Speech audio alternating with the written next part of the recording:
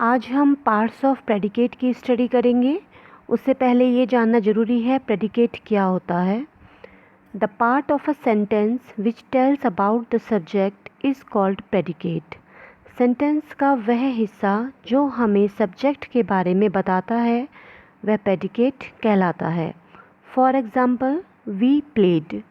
इस सेंटेंस में we subject है और वर्ड प्लेड जो है ये हमें वी के एक्शन के बारे में बता रहा है, तो इसलिए प्लेड वर्ड जो है ये प्रेडिकेट है। इस सेंटेंस में सब्जेक्ट और प्रेडिकेट दोनों में ही एक एक वर्ड का यूज़ हुआ है, लेकिन कुछ सेंटेंसेस में प्रेडिकेट कई शब्दों से मिलकर बनता है। ये अलग अलग शब्द प्रेडिकेट के अलग अलग पार्ट्स होते हैं जिनके स्पेसिफिक नाम होते हैं।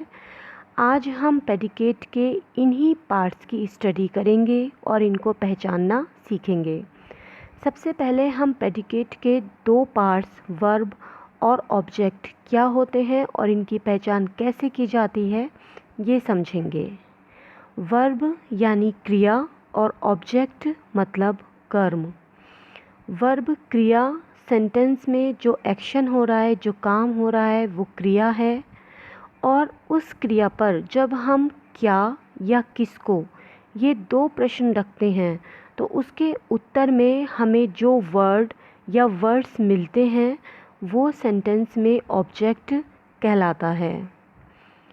For example, she is selling her car. इस सेंटेंस में शी सब्जेक्ट है। हम केवल यहाँ पर प्रेडिकेट पार्ट्स की स्टडी कर रहे हैं तो इसलिए केवल इसी के बारे में हम डिटेल में बताएंगे। अब आगे आपको इज़ सेलिंग बेच रही है, हर कार अपनी कार। बेचना यहाँ पर क्रिया है तो ये इज़ सेलिंग वर्ब है। जब हम इस वर्ब पर रखते हैं क्वेश्चन क्या, बेच रही है क्या, आंसर आता है हर कार अपनी कार, तो ये दोनों वर्ड्स जो हैं ये ऑब्जेक्ट हैं। इज़ सेलिंग वर्ब और her car object. Next example, she called her servant. उसने अपने सर्वेंट को बुलाया। क्रिया है कॉल्ड, बुलाया। इस पर हम क्वेश्चन रखते हैं क्या, क्या बुलाया, कोई आंसर नहीं मिला। तब हम किसको प्रश्न रखकर देखते हैं, बुलाया, किसको बुलाया, आंसर मिलता है हर सर्वेंट, अपने नौकर को बुलाया। तो ये हर सर्वेंट जो है ये ऑब्जेक्ट है।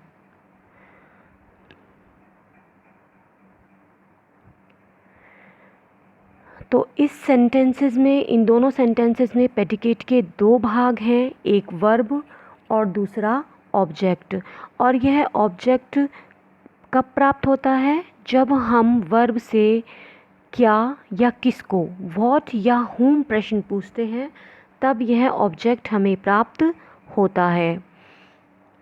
यहाँ इन सेंटेंसेस में केवल एक ही ऑब्जेक्ट है, लेकिन प्रेडिकेट पार्ट में वर्ब के अतिरिक्त कभी कभी दो ऑब्जेक्ट्स भी आ जाते हैं। ये दो ऑब्जेक्ट्स जब आते हैं तो इनमें एक ऑब्जेक्ट इनडायरेक्ट कहलाता है और दूसरा ऑब्जेक्ट डायरेक्ट कहलाता है। इनडायरेक्ट ऑब्जेक्ट अक्सर सजीव चीज़ होती है, जो सजीव प्राणी है वो इनडायरेक्ट ऑब्जेक्ट होता है, और डायरेक्ट ऑब्जेक्ट में प्राय निर्जीव वस्तुएं आती हैं, लेकिन कभी कभी छोटे मोटे जीव भी जो हैं वो डायरेक्ट ऑब्जेक्ट के अंदर आते हैं। एग्जाम्पल देखिए, Ram gave him a pen. यहाँ पर गेव वर्ब है, इस पर हमने क्वेश्चन रखा क्या, क्या दिया, अ पेन, एक पेन दिया। किसको दिया, हिम, उसको दिया। राम ने उसको एक पेन दिया। क्या दिया, पेन दिया। किसको दिया, उसको दिया, हिम को दिया। तो ये दोनों वर्ब पर दोनों प्रश्न रखने पर ये दो उत्तर हमें मिल रहे हैं, तो ये दोनों ही अलग अलग ऑब्जेक्ट हैं। इसमें हिम जो है ये सजीव प्राणी है, इसीलिए हिम जो होगा वो इनडायरेक्ट ऑब्जेक्ट होगा और अ पेन जो होगा ये डायरेक्ट ऑब्जेक्ट होगा। Next example, my teacher taught me English. मेरी टीचर ने मुझे इंग्लिश सिखाई। यहाँ पर टॉट वर्ब है। टॉट पर हमने पहला प्रश्न रखा, क्या सिखाई? आंसर आया इंग्लिश। दूसरा प्रश्न रखा, किसको सिखाई? आंसर आया मी, मुझे सिखाई। तो इन दोनों प्रश्नों के जो आंसर्स हैं मी और इंग्लिश, ये दोनों ही ऑब्जेक्ट्स हैं।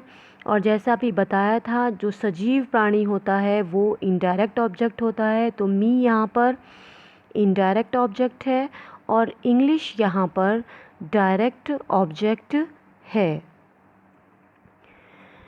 इन दोनों एग्जाम्पल्स में इनडायरेक्ट ऑब्जेक्ट डायरेक्ट ऑब्जेक्ट से पहले आया है, लेकिन कभी कभी कुछ सेंटेंसेस में ये दोनों ऑब्जेक्ट्स अपना स्थान भी बदल लेते हैं और डायरेक्ट ऑब्जेक्ट जो है ये इनडायरेक्ट ऑब्जेक्ट से पहले आ जाता है। जैसे she gave a pen to you. Gave यहाँ पर वर्ब है, अ पेन डायरेक्ट ऑब्जेक्ट है, लेकिन यह इनडायरेक्ट ऑब्जेक्ट से पहले आ गया है। जब डायरेक्ट ऑब्जेक्ट इनडायरेक्ट ऑब्जेक्ट से पहले आता है तब इनडायरेक्ट ऑब्जेक्ट से पहले टू या फॉर, ये टू या फॉर कुछ भी लगना ज़रूरी होता है। She gave a pen to you, यहाँ पर टू यू इनडायरेक्ट ऑब्जेक्ट है। Uncle bought some toffees for us. Bought यहाँ पर वर्ब है, सम टॉफ़ीज़ यहाँ पर डायरेक्ट ऑब्जेक्ट है। और जब हमने इनडायरेक्ट ऑब्जेक्ट को पीछे रखा है तो अभी जैसे बताया था टू या फॉर लगना ज़रूरी होता है, तो यहाँ पर फॉर लगाया गया है। ऑब्जेक्ट डायरेक्ट और इनडायरेक्ट के अतिरिक्त जेरेंड और इन्फिनेटिव भी होते हैं।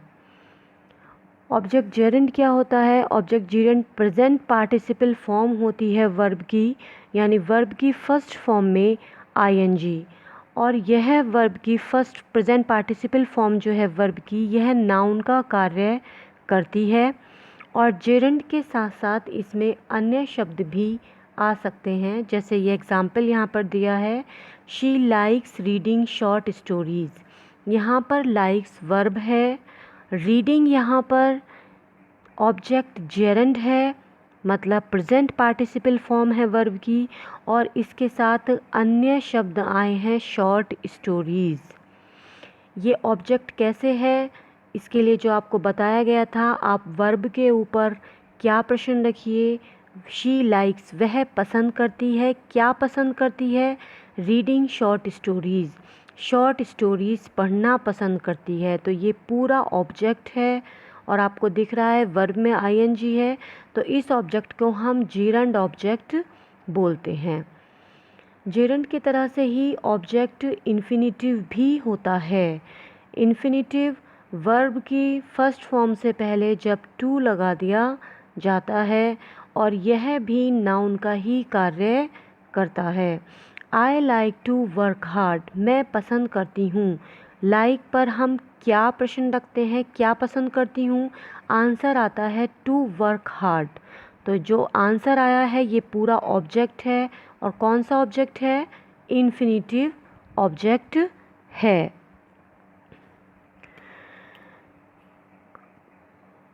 नेक्स्ट, अभी तक हमने पढ़ा कि वर्ब के साथ प्रेडिकेट पार्ट्स में ऑब्जेक्ट लगाया गया है, लेकिन कभी कभी ऑब्जेक्ट की पूर्ति के लिए अन्य वर्ड्स भी लगाए जाते हैं, दूसरे शब्द भी लगाए जाते हैं। ऐसे शब्द कॉम्प्लीमेंट कहलाते हैं। कॉम्प्लीमेंट का अर्थ होता है पूरक, ये ऑब्जेक्ट की पूर्ति करते हैं।